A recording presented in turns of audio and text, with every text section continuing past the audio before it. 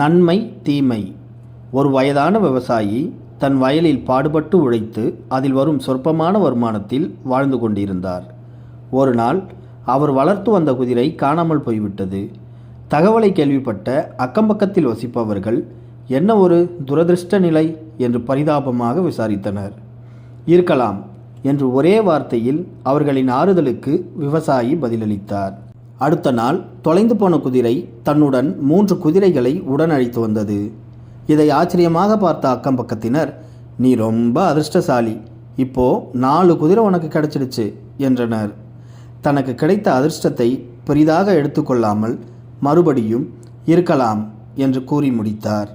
ஒரு வாரத்திற்கு பிறகு விவசாயியின் மகன் குதிரையை வேகமாக ஓட்டிச் சென்று தவறுதலாக கீழே விழுந்து காலை உடைத்து கொண்டான்.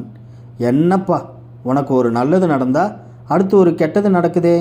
உன் பையன் எழுந்து நடக்க 6 மாதத்துக்கும் மேல் ஆகும் போல, ரொம்ப கஷ்டமான நிலைமை என்று கூறி ஆதங்கப்பட்டனர். விவசாயி பெரிதாக வருந்தாமல் இருக்கலாம் என்ற அதே பதிலை கூறினார். ஒரே வாரத்தில் நாட்டில் போர் வந்துவிட்டது. வீட்டில் இருக்கும் எல்லா இளைஞர்களும் கட்டாயம் போரில் கலந்து கொள்ள வேண்டும் என்று கட்டளை பிறப்பிக்கப்பட்டது. வீடு வீடாக இராணுவத்தினர் புகுந்து இளைஞர்களை அழைத்து சென்றனர். ஆனால் அந்த ஏழை விவசாயியின் மகனுக்கு கால் உடைந்து இருந்ததால் அவனை மட்டும் அழைத்து செல்லவில்லை. இதை கண்டு ஊர் மக்கள் அந்த விவசாயியின் அதிர்ஷ்டத்தை கண்டு புகழ்ந்தனர். இப்போதும் அந்த விவசாயி இருக்கலாம் என்று கூறினார். அவர் ஏன் எல்லா சூழ்நிலையிலும் ஒரே மாதிரியான சமமான மனநிலையில் இருந்தார்? காரணம் உண்டு. அந்த விவசாயி வாழ்வின் இயல்புகளை புரிந்து கொண்டவர்.